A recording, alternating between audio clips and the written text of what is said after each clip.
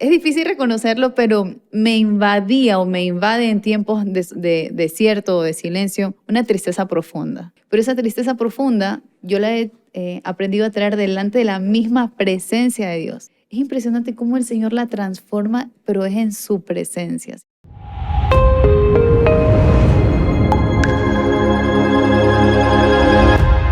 Bienvenidas a un nuevo episodio de MHD Podcast y estoy muy contenta y emocionada porque tenemos una invitada especial, la pastora Carlita Villacrés, que está pastoreando una iglesia preciosa en la ciudad de Guayaquil, así que bienvenida al podcast. Gracias, pastora Sofía, por la invitación y porque podemos hoy día compartir este tiempo, este espacio. Sé que la vamos a pasar genial, que Dios ahí nos va a hablar, a recordar cosas que hemos vivido y que siempre van a ser de bendición. De verdad, muchas gracias por lo que está haciendo aquí en Guatemala, por hacernos parte de este tiempo y estamos muy contentos hoy día. Gracias por estar acá. Y hoy vamos a estar hablando acerca de esas crisis, de estos momentos de silencio, porque todos pasamos momentos difíciles en nuestra vida, momentos donde hay silencios en medio de nuestro desierto. Así que, ¿alguna vez has atravesado momentos o situaciones que parecen ser un desierto? Y nos podrías compartir un poquito acerca de cómo fue. Casualmente, Dios ahí hace las cosas especiales, porque casualmente la semana pasada o hace unos 2 días, yo le decía a Dios, ¿por qué me permites vivir este silencio? Un silencio puede ser cuando quieres que Dios te diga qué hacer y simplemente no escuchas para tomar una decisión. Casualmente también mi hija ahorita está en el college, se fue a vivir lejos de mí a los 18 años. Me recordaba cuando me tocó a mí salir también. Ese es otro tipo de silencios, es un tipo de soledad, desierto, parar en actividades. Entonces hay diferentes tipos de desiertos, en toma de decisiones, en tiempos duros, también casualmente, Dios hace todo perfecto. Estaba recordando un tiempo muy duro que nos tocó atravesar este año personal, muy duro, de dolor, de pérdida. Entonces hay diferentes tipos. ¿Los hemos pasado todos? Yo creo que sí. Yo creo que los que estamos escuchando hay diferentes tipos y no sé si ahí quieras hablar especialmente de alguno, de un silencio de una toma de decisión, de un silencio por una pérdida, un dolor muy grande o simplemente por una soledad. No sé ahí por cuál empezamos, tú me dirás. Claro, la verdad es que, yo me puedo identificar con lo que acabas de hablar porque precisamente nosotros como papás estamos pasando esta etapa de matrimonio del nido vacío. Entonces yo puedo entender lo que estás viviendo ahora, ¿verdad? Y sabiendo de que hay momentos donde nosotros pasamos crisis, porque todos pasamos crisis, y yo creo que es parte de la vida, ¿verdad? Es parte de la vida, es parte de este caminar en esta tierra. Jesús dijo, en el mundo tendréis aflicción, o sea, lo dejó clarísimo. Así que lo primero que necesitamos como asentar esa base es, si estás pasando un momento difícil, si estás pasando un momento de silencio, tranquilo, tranquila, Dios está en el asunto, solo simple y sencillamente necesitamos crecer en medio de este momento difícil y saber de que Dios nos habla en diferentes temporadas. Así que yo sé que has pasado muchos momentos difíciles, pero hablemos acerca de ese silencio. ¿Qué pasa cuando estamos en pleno desierto y dejamos de escuchar esa voz que nos dirige, que nos direcciona, esa voz de Dios que trae claridad? ¿Qué pasa? ¿Qué sucede en la mente, en el corazón, en las emociones? ¿Qué pasa ahí? El desierto para mí ha sido un tiempo, más allá del silencio de Dios, de dolor o de aflicción, como tú decías. En el mundo íbamos a tener aflicciones. Y cuando yo paso personalmente esos desiertos, lo primero que yo hago es recordar que David los pasaba y yo voy a la palabra y me puedo agarrar de la palabra. Lo primero clave que me pasa a mí en mi vida personal es en los desiertos saber que yo tengo la palabra de Dios, porque aun cuando no pueda saber qué decisión tomar, aunque no pueda saber cómo levantarme, lo que yo voy es, Señor, tú ya me lo has dicho algo. Y a veces es difícil creerlo en la humanidad. Uno puede leer un salmo y dice, simplemente no se conecta, uno dice, pero eso, lo mío es mucho más grande, mi dolor es más profundo, no es tan fácil levantarme, pero por algo se empieza, por la confianza en que tenemos un Dios que aun cuando no lo escuchemos, no lo sintamos, Él está ahí. Y eso es lo primero que yo hoy día quiero traer a la vida de alguien que tal vez está pasando un tiempo de dolor o un tiempo de pérdida, un tiempo de silencio de Dios. Cuando tú quieres que las cosas se resuelvan, porque uno quiere que las cosas se resuelvan ya Y no es así, a veces tarda su tiempo. Lo primero es saber que tienes un Dios en quien confiar.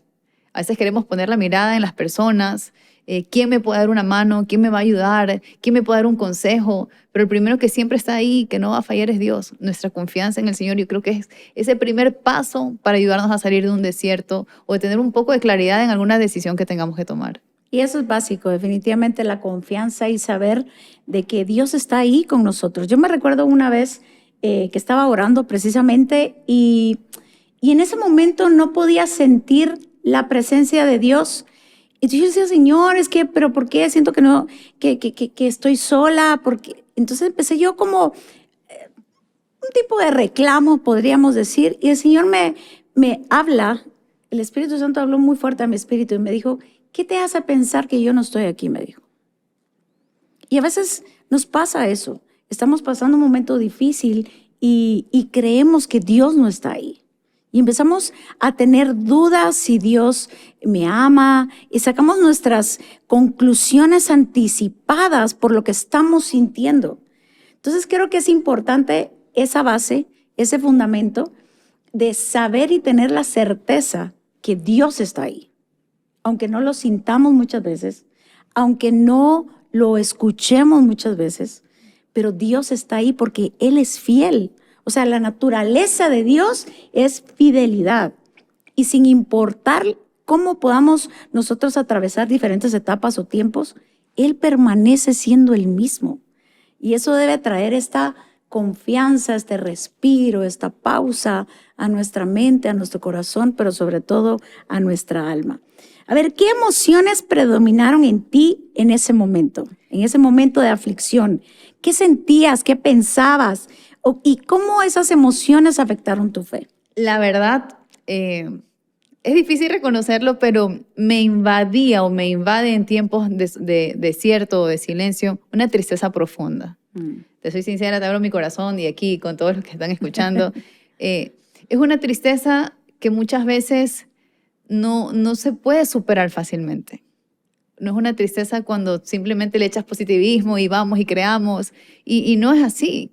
La tristeza profunda tarda un poco más en poder uno levantarse. Y como yo te digo, lo que yo siempre tengo es la palabra del Señor, que de algo me puedo agarrar porque tal vez mi alma afligida, mi espíritu que se siente en silencio, cómo yo lo veo reflejado en mí es como una tristeza y a veces una tristeza profunda. ¿Qué hago yo? Yo lo he aprendido a llevar delante del Señor. Hay algo poderoso en la declaración.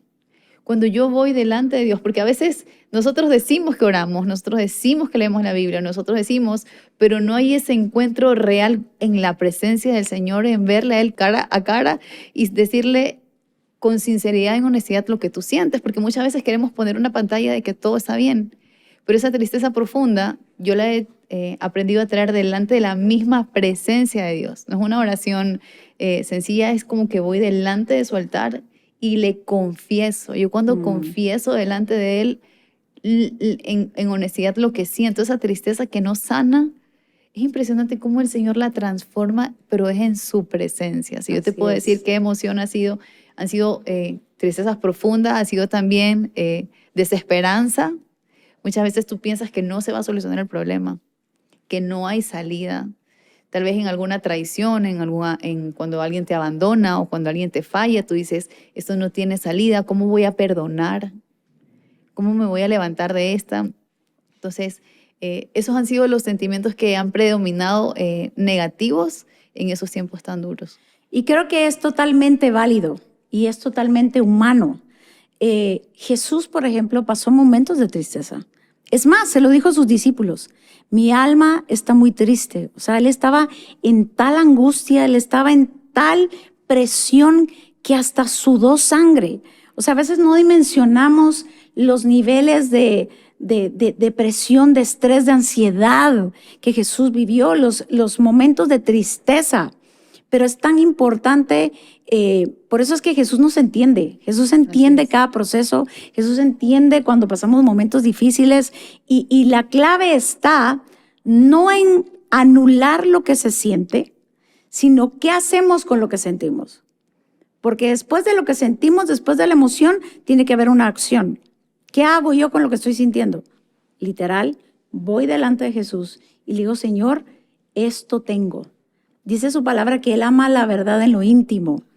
Entonces, cuando venimos y somos transparentes y decimos, Señor, estoy triste, estoy frustrada, algo me está pasando, no entiendo lo que estoy viviendo. Cuando vamos delante de Dios y realmente desnudamos nuestro corazón, nuestra alma y exponemos esas emociones, viene paz. A mí creo que es una de las cosas que yo más hago. Yo voy con Dios y yo voy literal lo que estoy sintiendo. Yo, Señor, me siento frustrada, me siento estancada, me siento en un momento que no sé qué hacer. Yo no sé si me estás hablando, si me dejaste de hablar. No, me siento sola. Y no pasa nada. O sea, creo que pasa todo porque Dios lo sabe. Pero es impresionante, Sofía, cuando uno va así delante de Dios, cómo Él lo transforma todo. Pero yo te digo, cuando es en su misma presencia. Y muchas veces yo llego con esta carga tan grande, este dolor, y es impresionante cómo solo de declararlo, él con su palabra que la conocemos, la sabemos, pero toma una vida, toma un transformar en nuestro interior, en mi interior pasa, que inmediatamente es como Él saca seca las lágrimas, me levanto y salgo de su presencia totalmente. Tal vez el problema no se resuelva, pero dentro de mí hay una sanidad. Así Y entonces, eso es lo que yo te puedo decir cuando uno va y es sincero delante de Dios, que a veces cuesta. ¿Sí sabes que cuesta?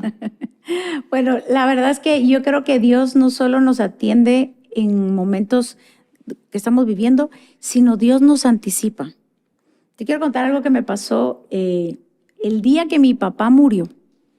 Yo estaba predicando afuera y me recuerdo que esa mañana yo estaba orando y sentí una presencia de Dios tan impresionante que podría decir que ha sido una de las experiencias más fuertes que he tenido en mi vida.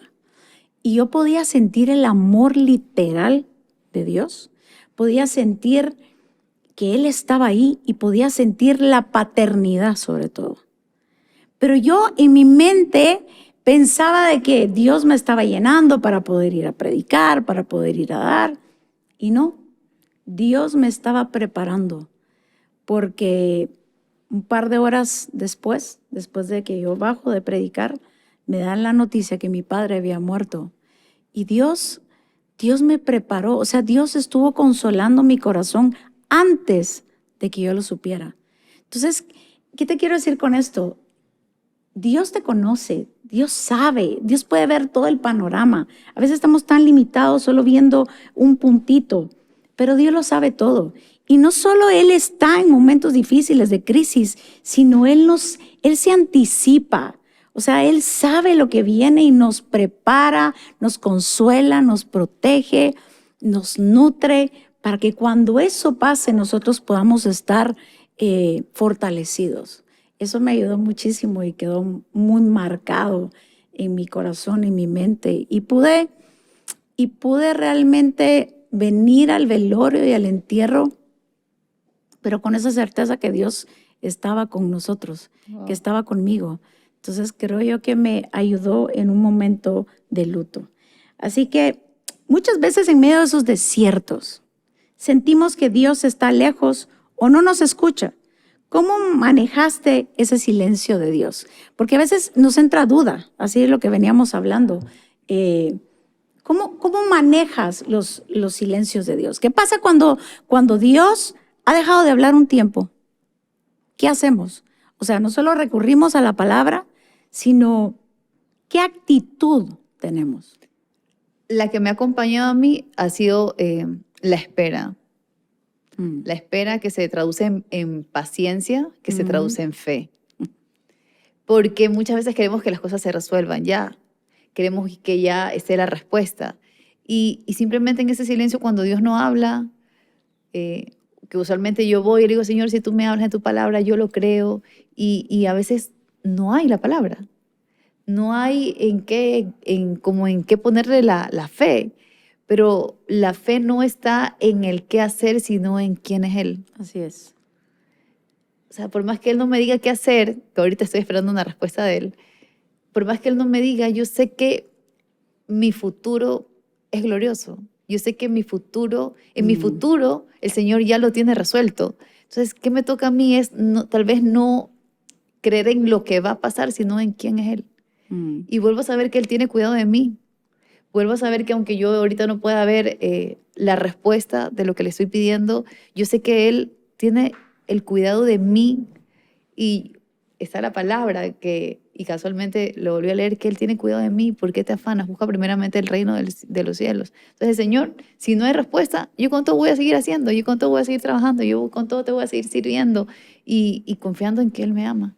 Así es. Y esos silencios como cuestan, ¿verdad? Como yo he aprendido algo.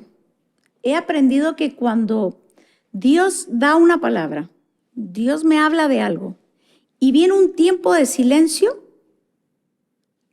puede ser por varias cosas. La primera es porque yo no atendía esa palabra. Entonces hay veces que en ese pasar del tiempo necesitamos regresar al principio, a lo que Dios ya nos dijo. Y la segunda es que cuando hay estos silencios, que a mí me ha pasado muchas veces, ya sabemos lo que tenemos que hacer. Una vez me recuerdo que yo le pregunté algo al Señor y el Señor me contestó, me habló muy claro, muy directo. Y de repente yo empiezo a sentir un silencio con Dios y le digo, Señor, ¿y qué pasa? ¿Por qué no me hablaste? Es que yo ya te hablé, me dijo. Entonces hay veces, no es que Dios se mantenga en silencio, es que Él ya nos habló y se nos olvida. Y a veces tenemos esta duda y hay incredulidad. Me hace recordar de los hijos, como Sí. cuando uno le dice algo al hijo y el Sí. hijo sigue insistiendo y dice, ayuda, te hablé. Sí, así es. Entonces empieza a visitarnos la duda, la incertidumbre, la incredulidad. Y Dios te dice, pero es que yo ya te dije, yo ya te hablé. Lo que pasa es que dudaste. Entonces estamos esperando confirmación y reconfirmación y volver a confirmar. Y Dios dice, pero es que yo ya te lo dije y ya lo escuchaste. Lo que pasa es que hay duda en el corazón. Entonces cuando esa duda se disipa y vuelve la confianza, entonces dices, Señor, sí, tú ya me lo dijiste. Entonces lo único que tengo que hacer es obedecer, ¿verdad? Y hay momentos, me gusta tanto lo que mencionabas, porque sí hay momentos de silencio, necesitamos estar quietos. A veces Dios contesta de 3 formas: un sí, un no o una espera. Cualquiera de esas 3. Entonces cuando Dios se mantiene calladito, te está diciendo, no te estoy diciendo que no te estoy diciendo que sí, te estoy diciendo que esperes. Te quería contar hablando de la espera. A veces en la espera nos olvidamos de seguir orando, porque pensamos que Dios lo va a hacer en su tiempo y como que nos echamos al abandono y decir, bueno, tú lo vas a hacer, Señor, y dejamos de orar. Así es. Pero en la espera lo que yo te puedo dar de testimonio también es que no podemos dejar de orar. Me recuerdo hace ya varios años, nosotros compramos una casa de una forma milagrosa, sobrenaturalmente, pero la casa estaba alquilada al consulado de un país por 5 años y un contrato con otro país, tú no lo puedes así decir, disculpe, yo compré la casa, ahora deme la casa. Y tenía 5 años esa casa de contrato. Y era la espera de que nos queríamos mudar a nuestra casa que habíamos comprado, de una forma milagrosa la compramos, por eso es la única cosa que está alquilada. Y ya, y yo oraba, Señor, por favor, que podamos vivir ahí. Y dejé de orar. Un año después dije, no he orado por eso, porque como tú dices, ya uno tiene que esperar. Pero la espera no significa abandonar la oración. La espera significa sigue insistiendo, como la viuda ante el juez injusto. Y algo que podemos hacer en la espera es no dejar de orar. Y yo recuerdo que pasó un año y me recordé que no había orado, porque ya me acomodé a la situación, ¿verdad? Y digo, no, yo voy a volver a orar. Una oración, pastora, una oración faltaba. Que yo oro, esa noche el Señor me da una visión en sueños. Y yo le dije, llama al consulado, le dije, y tú les vas a decir esto, le dije a mi esposo, porque el Señor me mostró esto en sueños. No, ellos no tienen ni un funcionario viviendo ahí y ellos no tienen a dónde, porque yo los veía ellos diciendo, ¿y ahora quién ponemos a vivir ahí si no tenemos a nadie? Y tú le vas a decir eso y le vas a decir que yo lo vi en sueños, le dije. Por una oración me faltaba. Él llama, le dice eso Y la respuesta de la funcionaria fue, ¿y usted quién le dijo? Dios a mi esposa en sueños le dijo. Entonces yo me di cuenta y ahí me quedó una lección muy clara. Y es que en la espera no significa abandonar la oración. Así es. Porque mi milagro estaba a una oración. Y de ahí yo lo aprendí. O sea, la espera no significa abandónate a no hacer nada, tienes que seguir orando. Así es. Y yo creo que esa es la fe. La fe es una fe sostenida, no es descuidada. Es decir, ok, yo voy a esperar, pero mientras espero, yo sostengo la fe. O sea, yo permanezco hasta ver la respuesta, hasta ver abrirse la puerta. Entonces, creo que esa es nuestra fe y esa es nuestra espera. No es decir, bueno, Dios, cuando tú quieras y yo me olvido y se me...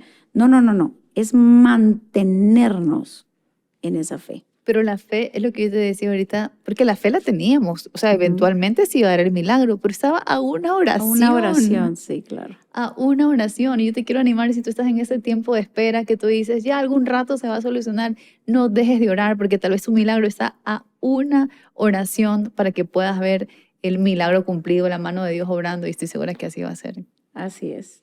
Así que, a ver, una pregunta. ¿Qué crees que hay ¿Crees que hay propósitos específicos que solo se pueden descubrir al pasar por un desierto?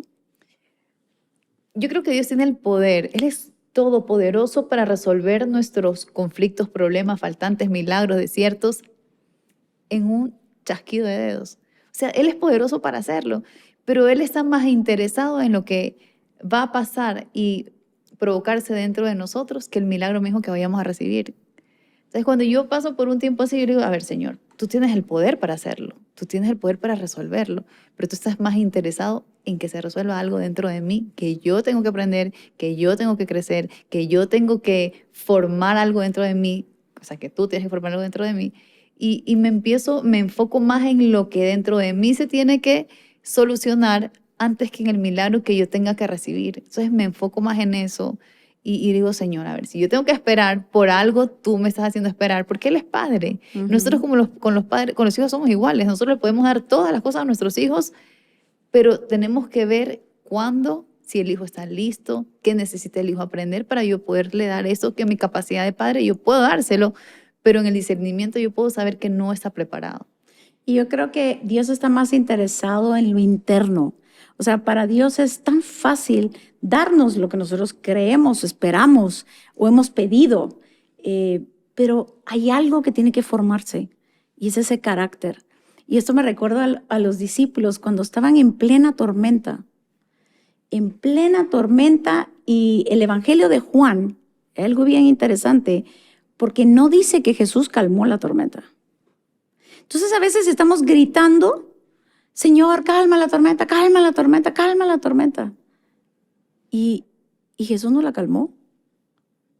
No calmó la tormenta externa, porque a veces que necesitamos que Jesús no calme las tormentas externas, sino las internas. Entonces hay tormentas internas que son más fuertes que las externas. Entonces eso me lleva a mí a una conclusión. Yo no necesito que mis tormentas se calmen. Yo necesito a Jesús en mi barca. Porque si Jesús es en mi barca, no importando la tormenta, o sea, Dios nos lleva a un puerto seguro. Así es. Entonces, cuando yo pienso en esa historia, yo digo, estaban en la tormenta, Jesús estaba en la barca, pero no lo habían ido a buscar. Y muchas veces nosotros sabemos que Dios está ahí, pero tenemos que irlo a buscar y decirle, ayúdame. Así es. Calma esa tormenta, calma la tormenta dentro de mí. Ellos estaban con miedo y esa es otra. Antes me preguntaste acerca de los sentimientos, el miedo.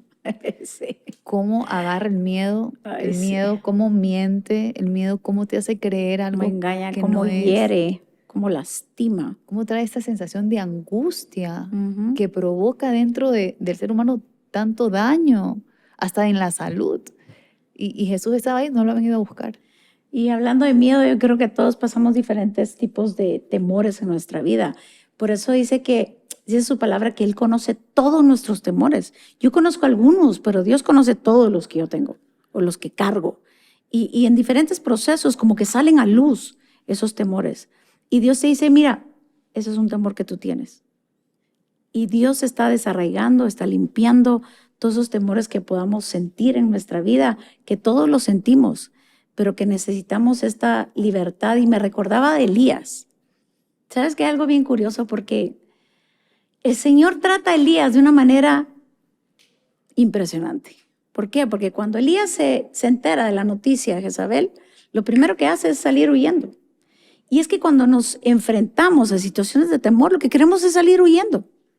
Esa es nuestra naturaleza humana. Queremos salir huyendo de esos temores que estamos sintiendo, que estamos viviendo, porque el temor se siente. Entonces, ¿y qué hace Dios?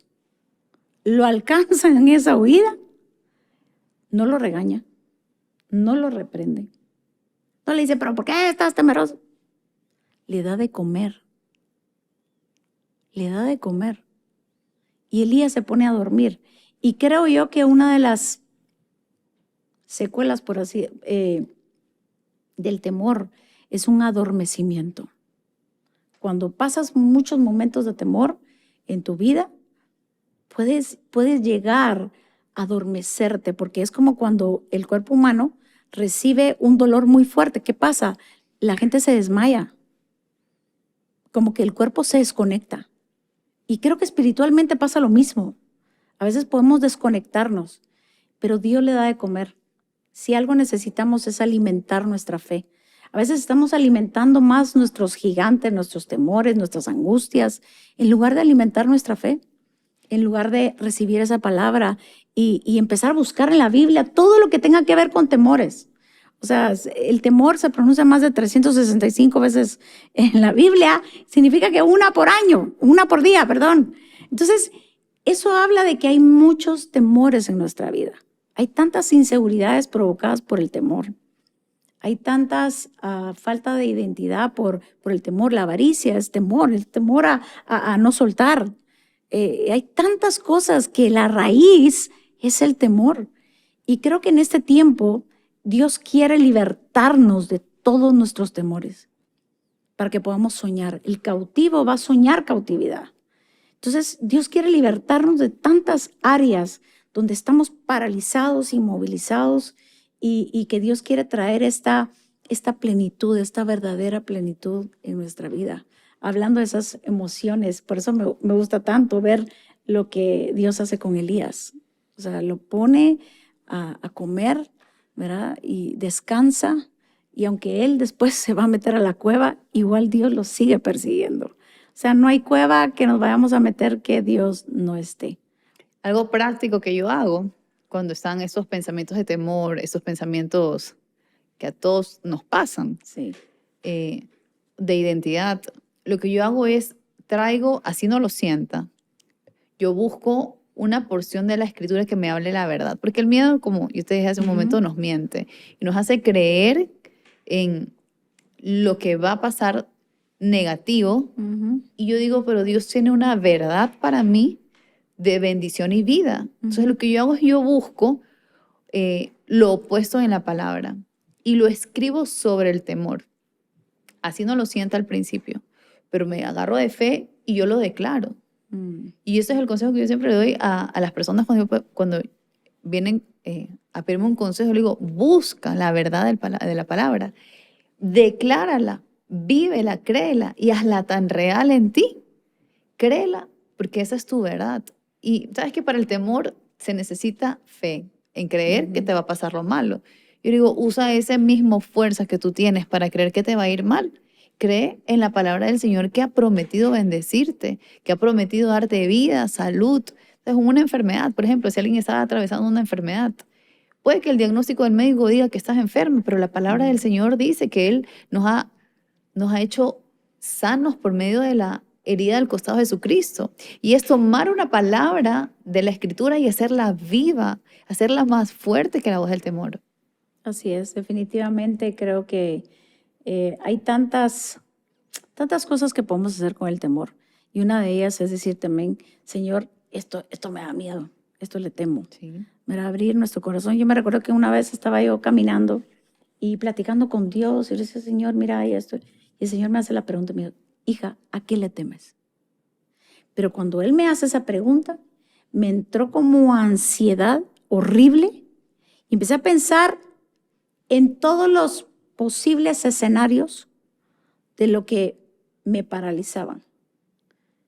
Y no pude seguir caminando. O sea, corrí a mi casa, me encerré en mi habitación y le dije, Señor, esto y esto y esto y esto y esto le tengo miedo. Hay temor en mi corazón. Yo te pido que tú lo desarraigues de toda falsa creencia, de toda mentira, todo engaño. Y es como tú dices, la verdad de Dios por encima de mi realidad o por encima de la percepción que yo pueda tener. Porque eso es otra cosa. Tenemos muy malas percepciones y creemos que todo lo horrible, terrible, y creemos que todo está pasando y la verdad no está pasando nada. Claro. Tenemos una mala percepción, pero cuando vemos cómo Dios ve, viene la paz. Definitivamente viene la paz. Pero me viene el encantó lo que descanso. dijiste, que eres sincera con Dios y volvemos a lo de antes, ¿verdad? Uno tiene que Sí. ser sincero de Dios entre la tristeza, entre el miedo, el declarar delante de Dios. Por eso es que el salmista decía, escudriñame y mira lo que hay dentro de mí, porque muchas veces nosotros por seguir la vida cotidiana, al apuro, vivir o una apariencia, no somos sinceros o no nos damos cuenta porque nosotros mismos nos creemos en nosotros mismos tan fuertes. Imagínate, ¿quién podría decir que la pastora se pueda dar cuenta en un momento así, pero fue un momento que viniste delante de Dios? Ujú. Así Entonces, si es. estás pasando por un desierto, anda a la misma presencia de Dios y saca todo. Hemos hablado de la tristeza, hemos hablado del temor, son cosas reales que se Reales, viven. que vivimos todos y nadie está como excluido, por así decirlo, de no sentirlo porque va a llegar.